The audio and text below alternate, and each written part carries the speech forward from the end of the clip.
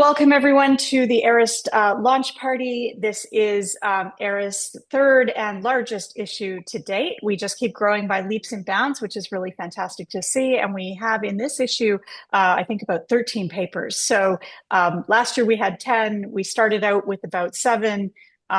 Garrett, the slides are automatically moving forward, so you may need to hold off until we introduce our first paper. Gotcha. Thank you so much.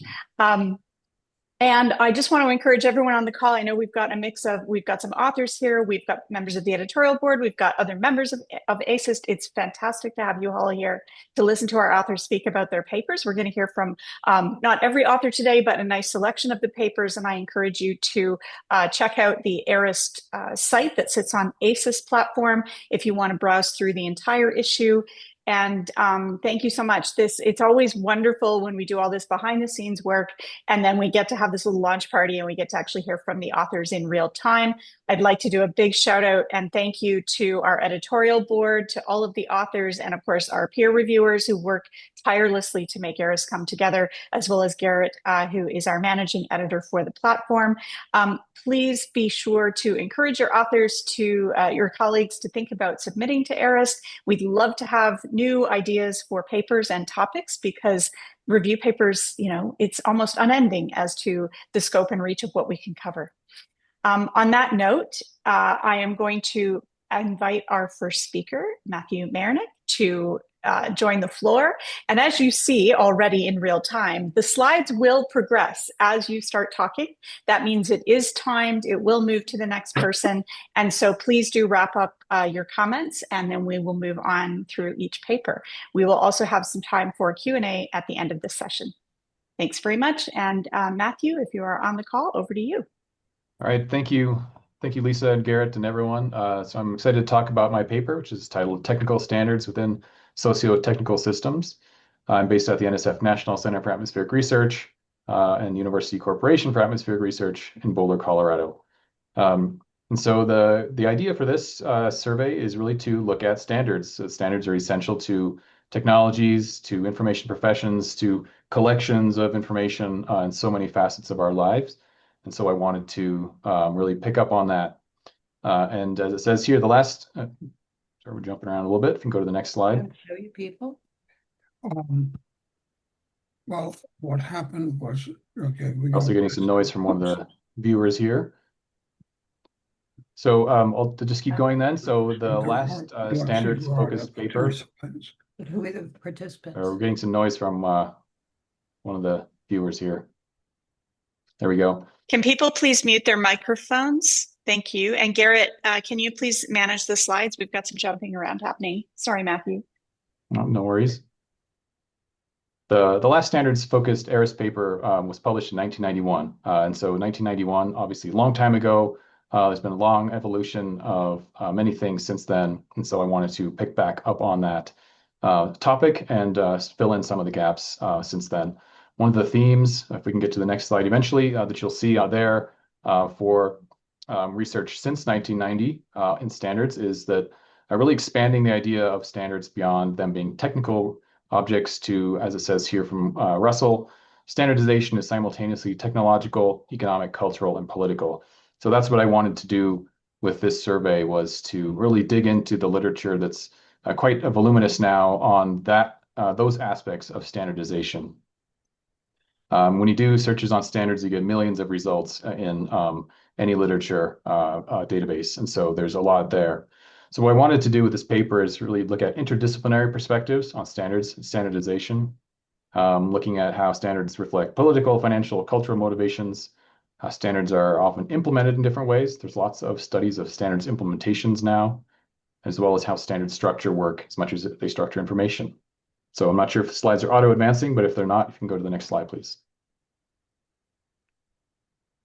So in terms of standardization, as I said, this is a huge space. So I had to kind of try to find ways to winnow that down. Standardization is also something that crosses over into other types of literature than just the research literature itself. So standards themselves are a type of document that is a source to be surveyed. And then there's lots of professional documentation on specific standards. So I used Web of Science and Google Scholar primarily for looking for articles, starting generally with information science and expanding. again, focusing primarily since 1990.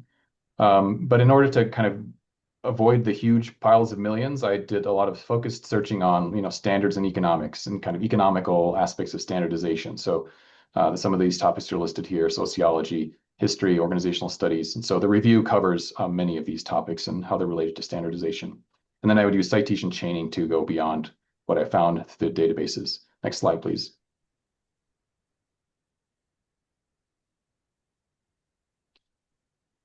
So a couple of key findings. Again, there's a lot in the article, but there's many categorizations of standards. And this is something that's interesting. And again, in different fields, they might look at this in different ways.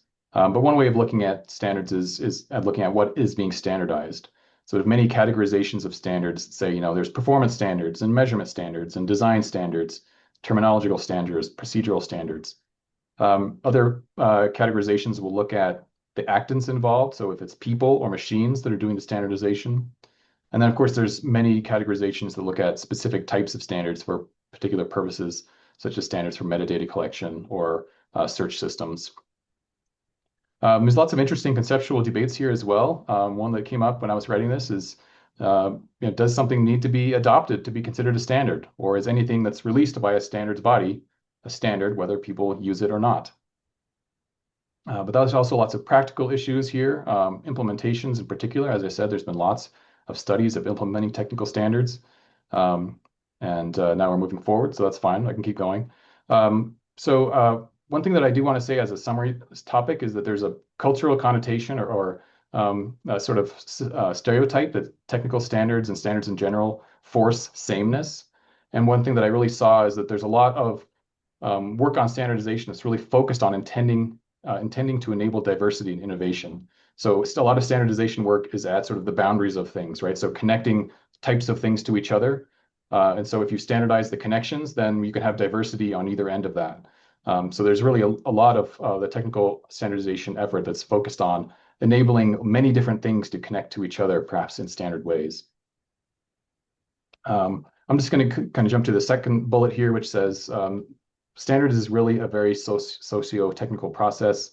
The deployment of standards is very dependent on the social dynamics of people and committees, networks involved. Just because a standard is maybe better technologically doesn't mean it's always the one that gets adoption. So thank you very much, and we'll move to the next talk.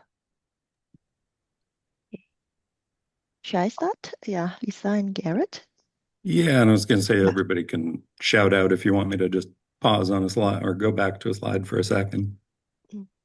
It seems like the timing's working well. So we'll go to the next slide. Okay, thanks. Yeah, so thank you, Lisa and Garrett. And I'm the librarian from NUS Libraries Scholarly Communications teams. I'm from Singapore. And I'm Sweeney, one of the authors that listed in the slides. And our title is Research Data Management Services in Academic Libraries to support the research data lifecycle, a systematic review. And we support the NUS research community across the research lifecycle by promoting scholarly communication, open access, research impact measurements, and research data management. And 5 rules, as you see from here, is with me as part of the team with a focus on driving RDM services at NUS. We'd love to hear from you if you have any comments and feedback on the paper. Okay, so at the NUS Libraries, we support an institution repository called Scholar Bank at NUS. Gary, can you click on the next slide? Yep, and then it actually houses the NUS staff and student research output, including research data. To facilitate this work, we decided to use a systematic review method to kind of provide a comprehensive and critical analysis of the current state of RDM services offered by academic libraries worldwide. And we believe our paper will offer valuable evidence-based insights to associations for information sciences and technologies readership and aligns with the journal's mission to publish impactful interdisciplinary research that advances the understanding of information science and RDM at academic libraries. And therefore, these are our 4 research questions. First one is, what are the type of RDM services provided by the academic libraries? And second is what infrastructures, workflows, and resources are enabling these services, and why the libraries implementing them, and how effective they are in supporting research lifecycle. So the next slide will be The NUS Libraries has established systematic reviews support team that provide consultations and conduct information literacy programs on systematic review search. Yeah, during the search, we actually consulted them for feedback and review. We actually follow the Cochrane Handbook as well as the PRISMA guideline closely. Ryan and MMAT, as shown in the slides, are used for screening and appraisals. You actually can scan the QR code to find out more about systematic review surveys. Yeah, so for analysis, we applied the coding framework from Cox papers, as shown in the slide as well. It's one of the earliest well-designed survey of its kind. It provides a detailed snapshot of the RDM landscape at that time. Okay, so the next one is about our findings. So the next slide, please. So our finding, we have 4 findings. For the research questions 1, we found that a lot of papers were published during the period of 2017 and 2019. And in those papers, right, we noticed libraries tended to roll out advisory RDM services before moving into technical RDM services. So some technical services require specialized skills and therefore offer better provided by researchers or other experts units. So while the library playing supporting or coordinating roles. The type of RDM services also depends on the funding, policy, and compliance requirements. So for the RQ2, within the technical services across literature, data repositories and archives are the most frequently reported RDM services. To deliver stronger support, changes to internal workflows as well as organization restructuring are required. In the RQ3, we discussed about some pull factors and including national framework and mandates and other strategies, push factor including the library rules and initiatives, alongside researchers' needs and the institution policy that further shape the service development. In the RQ4, we studied the effectiveness of the RDM services that we categorize into 3 main observations in this paper. So the first category is we found out there's increased research awareness, visibility, and use of RDM services, and therefore enhance their RDM competencies. The second observation is that we receive a positive feedback and acknowledgement by the RDM services provided by the academic libraries. And the third one is the noticeable growth of the RDM services since the inception, including stronger partnerships. Okay, the last slide that we're actually aware that not all libraries have the same level of resources, infrastructure, workflow, personnel, or necessary skills to provide the required RDM services. Therefore, academic libraries and other internal stakeholders within their institution need to recognize the complementary roles that they could potentially play in supporting the RDM needs. In conclusion, managing research data is important as it further showcases the research impact and research output of institutions. With the evolving interdisciplinary research landscape and the use of Gen AI, effective RDM will help the reproducibility and replicability of science. Robust and effective RDM practices will also help to ensure integrity and transparency of the research finding. That's here, I will end my presentation. Thank you. Is there any questions? Thanks very much. Oh, we'll just ask people to write their questions down and save them to the end of the session, and then we'll open it up for a general conversation. Thank you so much. All right, over to our next group, number 3. Right. Hello, everyone. My name is Wanchan Choi. I'm an associate professor at the University of Wisconsin-Milwaukee. Today, I'm presenting on behalf of my team, whose names are listed on the title page here. So the paper is titled Investigating the Interactions Between Individuals with Disabilities and Information Retrieval Systems. And I am excited to share our paper with you here.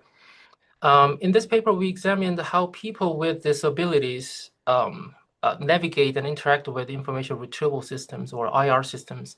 And our goal was to map out what we know in terms of how users seek help and what search tactics they use, and what design recommendations have been proposed across the literature. Next slide, please.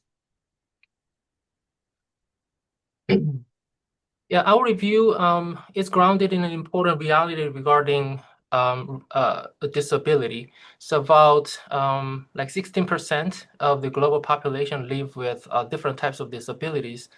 And 85% of US adults with disabilities use the internet for various aspects of their daily lives, including information retrieval.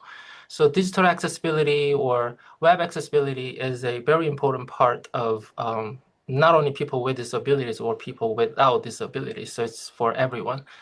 But despite this high proportion of people with disabilities and people's reliance on technology, 96% of websites still fail to meet accessibility standards.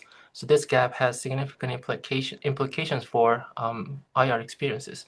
So our work is relevant to ARIST, or the field of library and information science, because IR research has traditionally focused on general populations, but less on people with disabilities. So by synthesizing studies across disciplines, we examined theoretical, methodological, and design blind spots that limit how well IR systems serve people with disabilities. Next slide, please. Yeah, so using a systemic review approach, we collected and synthesized both the empirical studies observing real users and theoretical frameworks that attempt to explain disability-centered IR interactions. We organized the literature into largely three focus areas. First, we examined help-seeking situations, looking at when and why users with disabilities need support during search. Second, we reviewed the search tactics, documenting the strategies and the adaptations users develop to overcome health-seeking situations. And third, we surveyed design recommendations proposed across the studies that we identified. Next slide, please.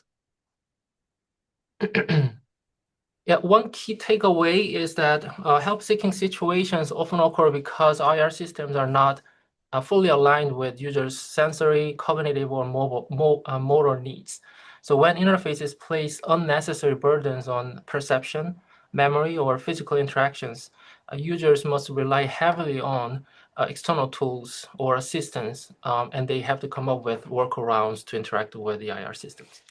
We also found that theoretical frameworks focusing on specifically on disability with IR interactions are limited. And another notable gap we identified was in the mobile IR studies. So although mobile devices are very common and central to everyone's everyday lives, research on disability-centered mobile research remains understudied. What surprised us the most was the creativity of users. So people with disabilities frequently develop the innovative search tactics to overcome the help-seeking situations.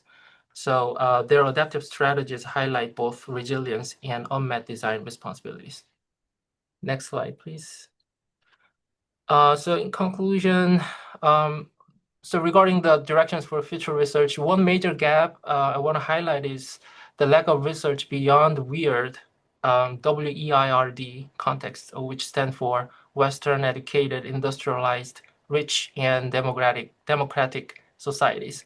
So most of the studies we reviewed were from these countries, so including non-English and non-WEIRD scholarship will broaden understanding of disability and IR on a global scale. For future ARIST users, authors, we suggest like general things like everyone here has written their chapters this time, so probably these guidelines, advice is too generic, but defining the scope of the review clearly is the key, and we had a hard time like specifying the scope of the review. So that's number one suggestion for future authors. Yeah, I think time's up, so I can stop here. Let's see, our paper number 4 was sick, so the presenter could not come. So let me advance to paper number 5. And I think Katarina Oshner was presenting. Yes, thank you so much for the opportunity to present this research. My name is Katharina Oxner. I'm a research assistant at the Berlin School of Library and Information Science at Humboldt University.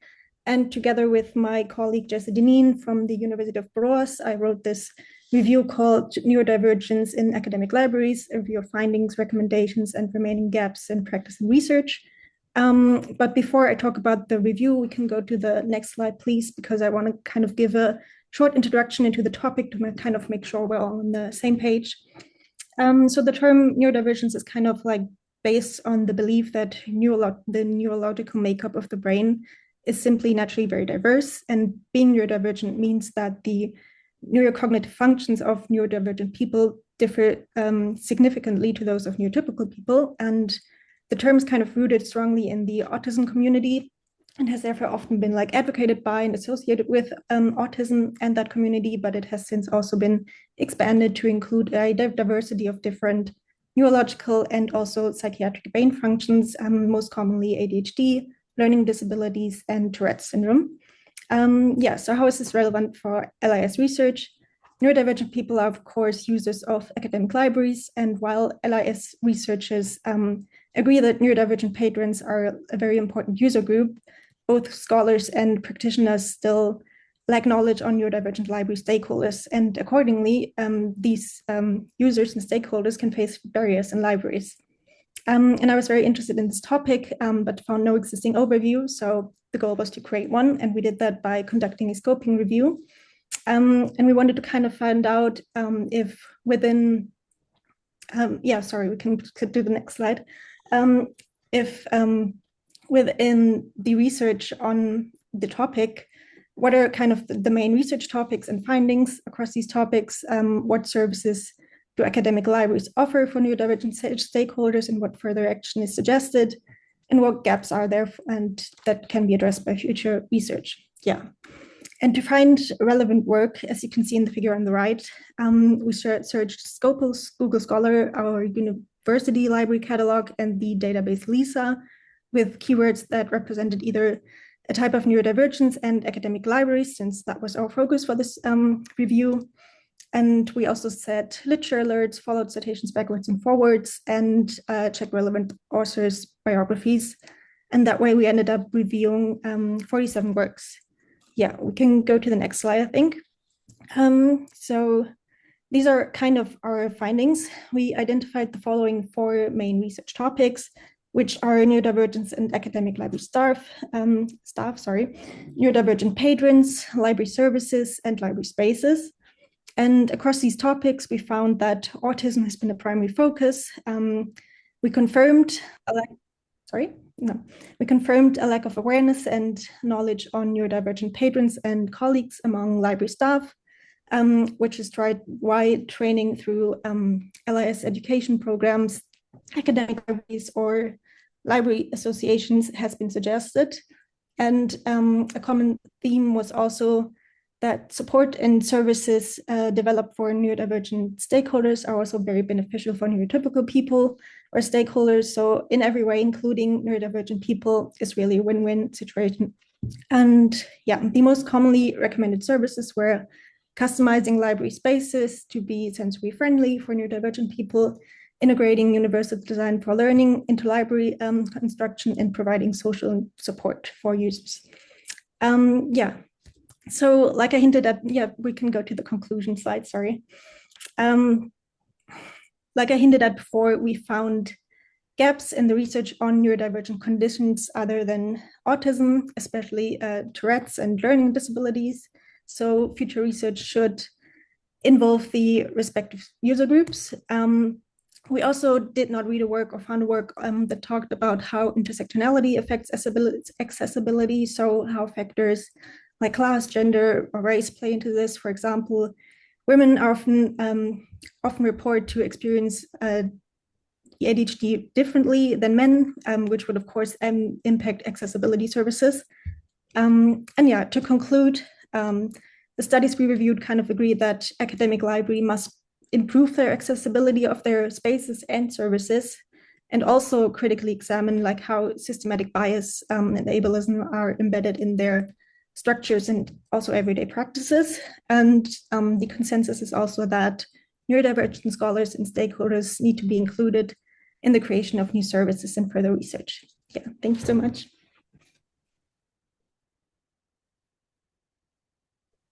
Hi, everyone. I'm Gretchen Stallman. I'm an assistant professor at Florida State University, and this review article was co-authored with Dr. Ina Cooper from Indiana University.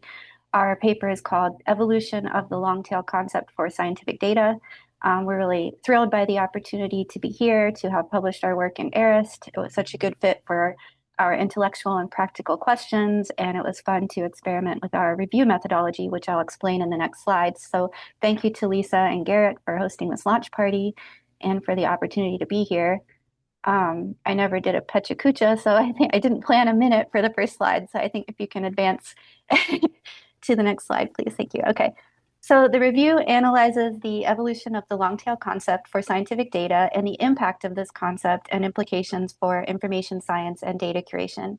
Long-tail data, if you haven't heard of this term, is a widely used concept that refers to the large amount of small heterogeneous data sets generated by individual researchers or smaller teams. And it's a concept that has been used to describe data for several decades now. So considered together, long-tail data can represent a substantial portion of scientific knowledge and often contains unique and irreplaceable observations. But these data are frequently overlooked. They lack dedicated infrastructure, funding, and institutional support for curation. So this topic seemed relevant for an ARIST review because it also highlights the role of information professionals in enabling data discovery, reuse, and preservation. And having a better understanding of these types of data and the conversations around them over time can help move beyond a focus on big data to focus on broader data ecosystems. We used a two-phase methodology. First, we took a more traditional approach and conducted a broad exploratory literature search across disciplines to identify discussions of long-tail data from 2007 onward. Which is when 2007 is when the long-tail framing first appeared in the literature. We screened over 1,000 results, selected key papers that represented major themes and disciplines. Then we conducted a deeper analysis focused on LIS by identifying 7 papers that we considered to be seminal for the topic, and we analyzed a sample of publications that cited them. We then qualitatively coded those publications to identify recurring themes like sharing, reuse, repositories, infrastructure. So this combination of methods through both broad and focused analyses allowed us to trace how the concept evolved historically and how LIS has contributed to shaping both conceptual understanding and practical activities and solutions. Next slide. One key finding is that the long-tail data remains a persistent and essential component of the scientific data ecosystem, but essentially not much has changed over time in terms of the core challenges and issues with respect to managing these types of data.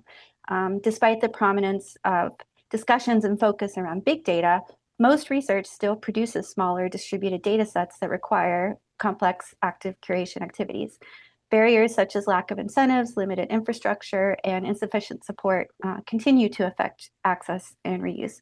But we also observed growth in discussion around institutional repositories, cyber infrastructure, and open science initiatives. Themes like sharing and reuse have become more prominent over time, associated in our interpretation with the adoption of the FAIR principles for findability, accessibility, interoperability, and reusability, along with data management planning. We note that the literature also consistently emphasizes the socio-technical nature of long-tail data because effective data curation depends as much on policies, communities, and professional roles as it depends on technology and technical infrastructure. In conclusion, please advance. In conclusion, long-tail data represents a key but often under-supported component of scientific knowledge infrastructure. Information professionals still have an important role to play in ensuring that these data sets remain discoverable and accessible and reusable. Through our observation of emerging discussions more recently in the literature, we recommend that future review work on this topic could explore domain-specific developments. There are exciting things happening within scientific domains and global perspectives beyond the Western perspectives that have dominated the literature. We're seeing these emerging conversations in recent years around the world. So for those interested in writing ARIST reviews, one suggestion would be to experiment like we did and combine historical perspectives and traditional review and synthesis approaches with more systematic analysis and innovate with new review methods that make sense for the project. The overall purpose, and we hope the impact of the review presented here, is that understanding the long tail and the evolution of this line of thinking over time can inform design of more comprehensive, sustainable, and effective data ecosystems. Thank you. Thank you. Okay, paper number 7 also could not make it. So let me advance to paper number 8. Everybody take a deep breath. Cannot stop. Let's see. There we go. I believe Rhiannon Bativas. Rhiannon is here. Yes. Hi. Hello, Rhiannon. I will be presenting today with my colleague Jessica, who's going to do slide number 3 for our set. And on behalf of our colleague Michael Grick from UConn Health Center, we are talking about usage of the term provenance in LIS literature. And I think we can go to the next slide. So Michael and Jessica and I have been writing about provenance together for 6 years now, I think. We come at it from very vastly different perspectives within the LIS world. And one of the things that we have realized is that provenance is used across our meta discipline by very different sort of sub-disciplines within LIS, and that the work that gets done in those spaces can be quite siloed. So we've been trying to look at maybe more unifying theories of provenance and hoping that in doing so, we can find some ways to make the work a little less excruciating for our colleagues who do it on a day-to-day basis. And so we have proposed this broad definition of provenance as a story of how something has come to be. And we began by looking at themes that we've observed in the literature over the years about how people are operationalizing this term in different types of literature. So we looked at themes of theories of provenance, models. We've written a lot about models, methodologies for doing the work, and then applications. And I'll turn to Jessica for the next slide.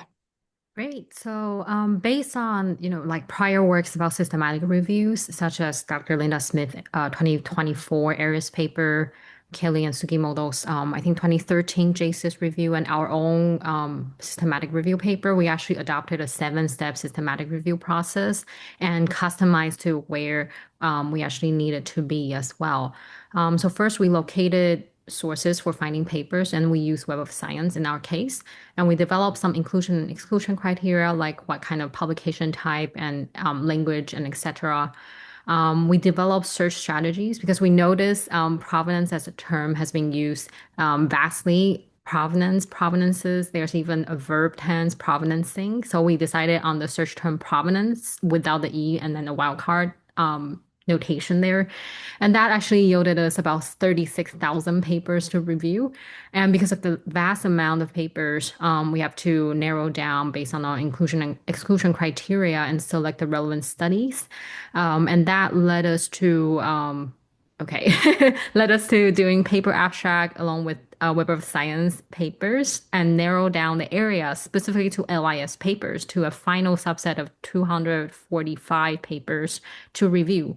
And then we coded qualitative coding, open access selected coding, and then our 3 authors all coded things. And we read LIS 245 papers all in full reading, do the codings, and the coding analysis will be on the next slide.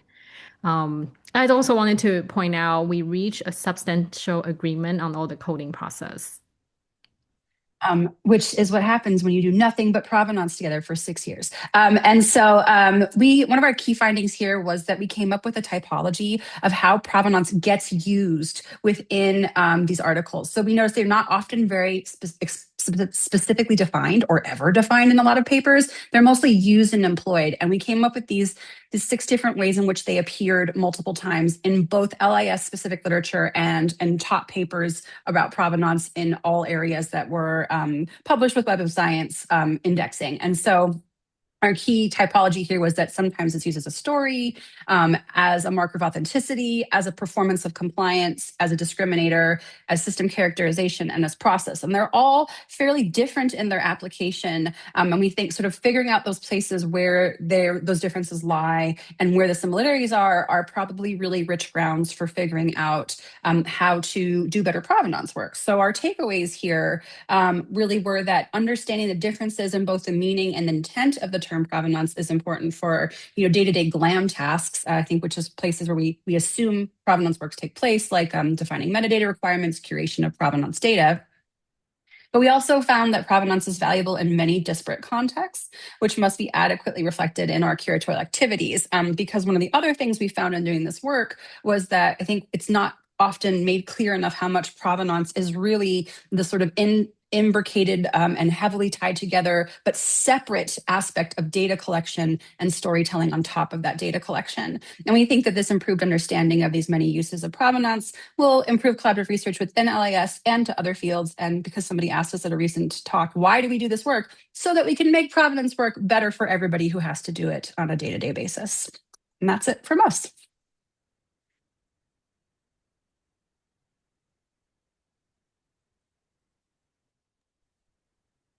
All right. Let's see, next up we have Okay, it looks like it's time for me and and I am Michael Olson, the last author on this paper. Our work was on spiritual and religious information experiences, and as you can see, we have a large and diverse team of researchers, all with quite different interests in this very diverse topic. Next slide.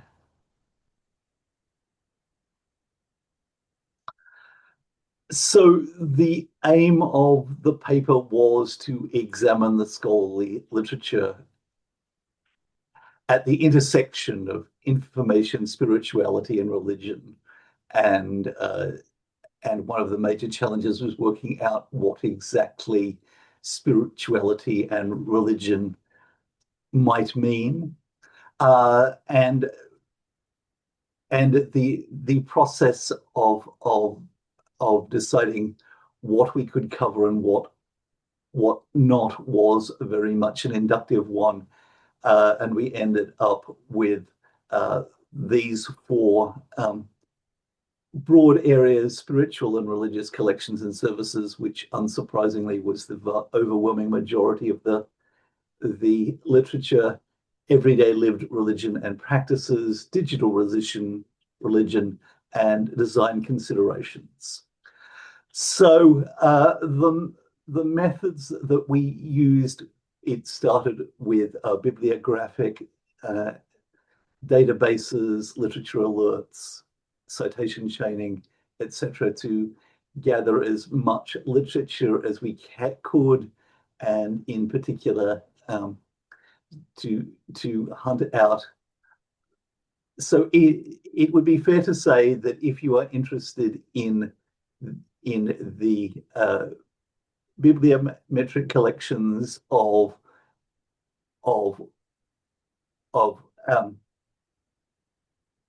institutions in the first world, and particularly in the United States, you are well served. Apart from that, not so much. We did limit the analysis to texts in English after some debate about the complexity of doing otherwise. Okay, let's move on to key findings, which are more interesting anyway. So of course, the question of what spirituality and religion are is a complex one, and I would often say that might explain why, for the most part, information studies has avoided the topic. So what we wanted to look at was how has the field constructed spirituality and religion, and to look for signs that essentially the discipline was moving away from an essentially textual or results focused more towards lived experience, and to ask questions around how has the discipline begin to engage with ideas of the sacred, of religion, of lived religion, etc. Can we go back very briefly? I promise. And our approach was very much to try and understand not just what has been covered, but at least as importantly, what the limitations were. Our approach was very cross-disciplinary, and one of our interests was the importance and inclusions of insiders within the communities being studied and cultural diversity among IS researchers. Next slide. Okay, so concluding thoughts, most studies have echoed the interests of the field historically in artifacts, systems, domains, and interactions. There is a small but growing body of research looking at lived religious experience and of an increasingly diverse range of communities. And we are beginning to see an encouraging uptake of not only studies of the topic in non-Western contexts, but undertaken by community insiders, not just by middle-aged white guys like me. We argue that this area of the literature is important, not just for those interested in the topic, because it's played an important role in the move away from individually focused cognitive approaches to, can we go back for just a moment, towards broader sociological dimensions. It's also been important in recognizing the importance of the affective, the social, and the embodied as essential parts of our relationship with information and our information practices. That's it. Thank you.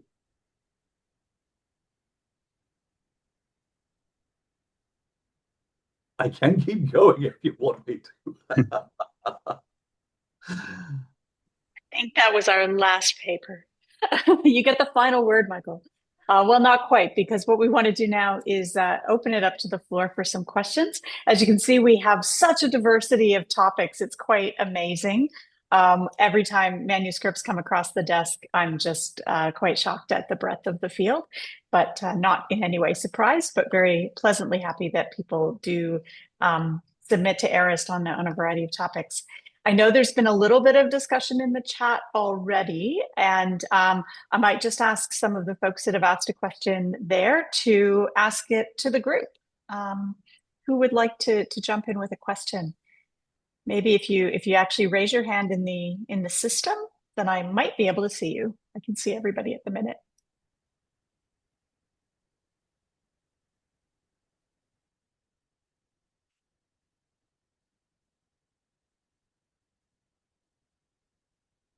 Now everyone's being very quiet. John, you had raised a question that kind of got a little bit of conversation sparking there. Yeah, the first question I asked had to do with the RDM and wondering if there was some drop off because of the pandemic in inquiry, research, and publishing. And that question was answered. I asked another question about neurodiversity and wondering what other conditions might be included in future inquiry or future reviews of the literature, in addition to autism, spectrum disorders, ADHD, etc., that are included. Okay, so I think that was for paper number 4. Was that for Katerina? She had to go, so I can handle the question. Oh, thanks, Jesse. Our building was evacuated suddenly, she said. So. Oh no, everything's happening today. Yeah, I was trying to get the PDF of the paper up to get a refresher on what exactly we said in it, but I know that Tourette's was one of the ones besides ADHD that is sort of acknowledged as being very important, but there's hardly any research on it at the moment. So that's certainly one. So, and that's, if I can follow up on that, is there an agreed definition of neurodivergence globally? Or is this sort of a bit of a contested space, and maybe that's affecting the way people write about it? The conceptualization seems to be relatively stable. How to talk about it is the bigger problem. So Katalina and I did a paper at CASE last year, that was kind of a spin-off from this review. And there we looked at the debate, if you like, about medicalized language versus personalized language around neurodivergence. And yeah, I think the idea that there's a kind of normal distribution of neurocognitive functioning, that seems to be the basis for defining neurodivergence or neurotypicality, to possibly coin a phrase. How to then talk about it, whether it's a problem or not, seems to be the unsettled matter at the moment. Interesting. Watch this space. So maybe you can come back in 5 or 10 years for another review as things evolve. Yeah. Other questions from the group for any of our authors today? Have we got Ramina? Hello. Okay, now I'm not mute. I have a Perfect. question for Matthew. I'm not sure if he's still here, but I am working on standards, and I'm very interested in his discussion of terms and definitions not being applicable across standards, and whether his sense of reviewing the standardization world is that we could come up with cross applicable definitions. It seems like a very difficult, daunting task. Yeah, thank you for that question. So yeah, I discussed this a little bit in the paper, but standards are often conflicting in their definitions of the same terms, which I'm sure you're familiar with. And I think the explanation there is that in the context of a given standard, they need to define a term as it applies to that standard, but that then leads to different definitions. Jonathan Ferner has a nice paper on definitions of metadata in ISO standards from a couple of years ago, maybe 2020 or so, which is one that I would recommend you look at because he kind of digs in on one specific kind of topic, metadata in this case, and sort of shows that this phenomena is quite prevalent there. I don't know that there's a way to avoid it, in the sense that the terms that we have in our field are themselves contested and have varying understandings. And so I think the definitions that you see in standards are operational for a particular purpose, but they're not usually intended to be applicable beyond the applicability of the standard. So I think that's one of the sort of just standards tend to be focused on a certain thing, and if you're outside of that, they really don't intend to speak to you in any way. Does that address your question? Yeah, you raised another one, but I can save it. I see other people with their hand up. Okay, we'll circle back to you. Don't go anywhere, Ramina. Michael? This is going to be a short comment. I know Lisa won't believe me, but following up from that discussion, if you think terminology is difficult in the areas that you've been discussing, try having a discussion around terminology and definition in the context of religion and spirituality. That's all. Yeah, it was short, Michael. Thank you. It is. Yeah, it's definitions. I think is a classic challenge that haunts almost every single review paper that I see come across the desk. But it's amazing how some people lack a real criticality around that when we actually look at papers. Sometimes people are very definitive of, this is how we're defining it, and they exclude a lot of other things, despite what a title might suggest they're talking about. Ramina, did you want to jump back in on this just before we might have to move to a different paper, a different topic? Sure. Yes. I'm kind of shifting gears onto another aspect of the paper, which is, and it has to do with definitions, because you kind of make a contrast between cultural standards in a sort of everyday use of that term, and technical standards as both kind of straitjackets, but also common ground to promote innovation. So what's the how do you resolve that in your everyday practice? Yeah, I think this is getting a little bit at the point that I quickly made in my talk here, which was that, what is a standard is itself not always clear. And as I said, is a standard something that people use in a standard way, or is it something that's released by a standards body, whether it's used or not? Um, and so, the point about kind of cultural standards versus technical standards, you kind of get into this point here where, we can, there's lots of use of the term standard. And, the example I use in the paper is a standard size couch. Well, probably there's no actual definition of what a standard size couch is, but we can kind of all understand what that is. There's certainly standards of beauty, standards of body, with size, standards of height, these kinds of things that we see in culture that we use the term standard, even though, of course, they're not formally defined in any way. They're sort of cultural expectations or connotations. And I do think that's one of the big differences between the sort of technical standard as a discrete release document from these other sort of understandings of standard, which is also why I tried to use the terms technical standard to define what this paper was about, because I didn't want to get into the much bigger space of cultural expectations and things like that I wasn't really able to deal with.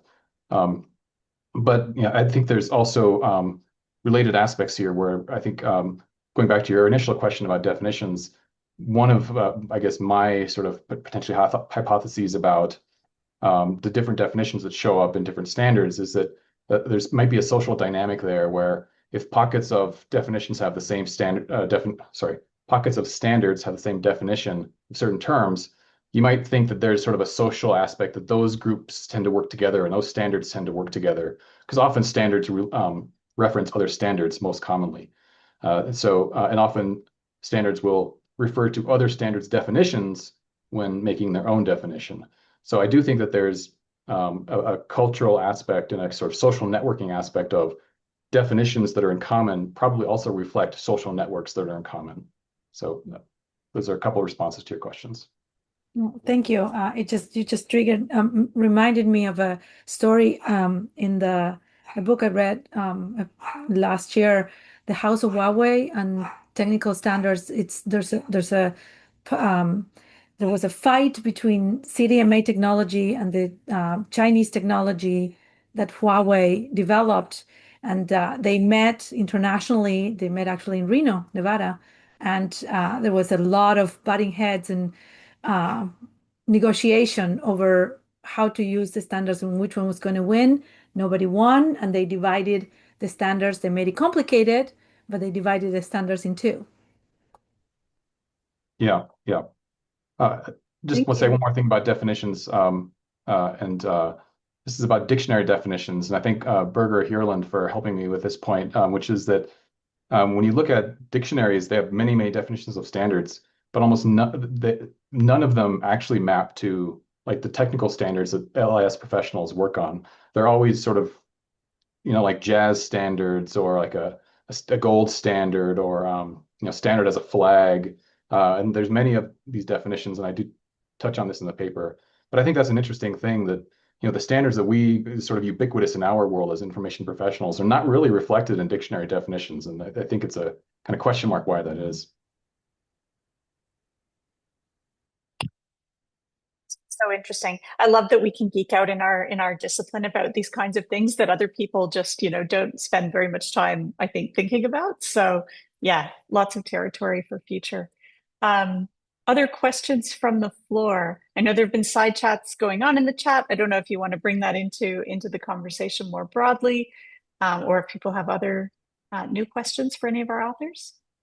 I saw John's question about bipolar disorder and whether that should be considered a neurodivergence, which is a very interesting question.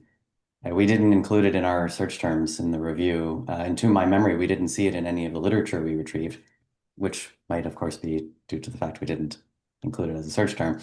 As I understand it, it's generally considered a mental illness, and conflating neurodivergence like dyslexia, for example, with mental illness would, of course, be problematic. But bipolar disorder does have biophysical dimension to it. So I think there would be value in considering it in research like this and in future service design. Yeah, interesting question.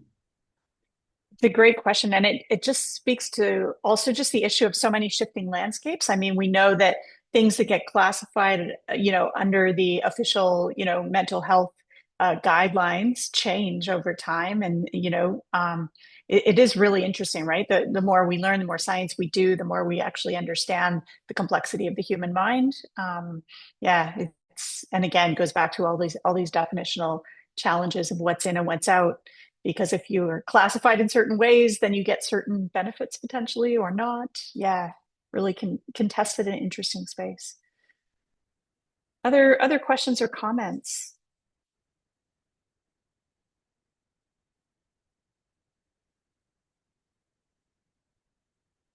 I had a quick one going back to paper number 3 for Wan Chen, and it's something that actually might apply to multiple people, but I was really taken by, your comment at the end around the lack of research on mobile devices for people with disabilities.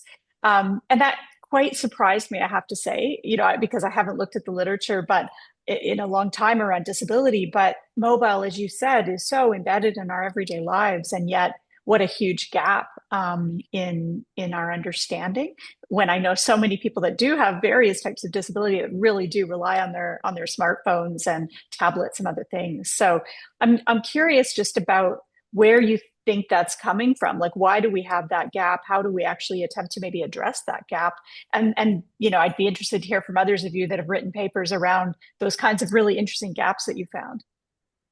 Yeah, thank you for the question. So that was one of the surprising findings we had from this review as well. I think that gap is coming from mainly the scope of our review of our review. So there are many papers focusing on the accessibility of mobile devices. So there are technology-focused papers in the mobile context, but we couldn't identify many papers focused on IR systems running on mobile devices in terms of accessibility for people with disabilities.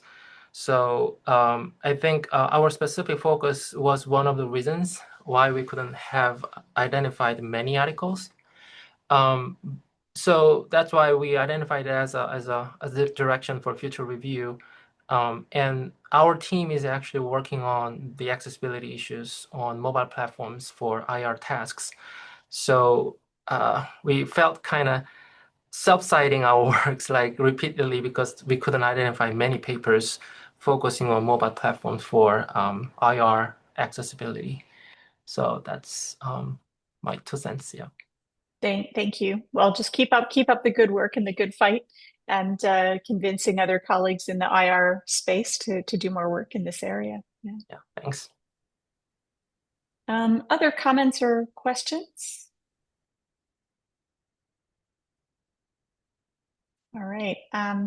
If not, I think we'll draw our little party to a close. But again, thank you for all of your hard work. I know many of you have been working sometimes for more than a year on these papers. And I really do value your time and the time of our reviewers for ARIST.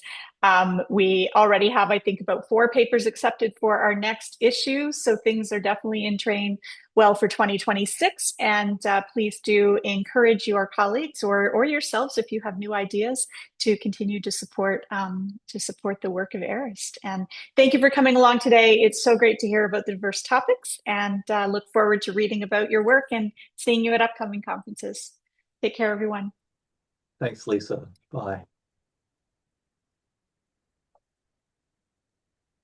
Thank you, everyone.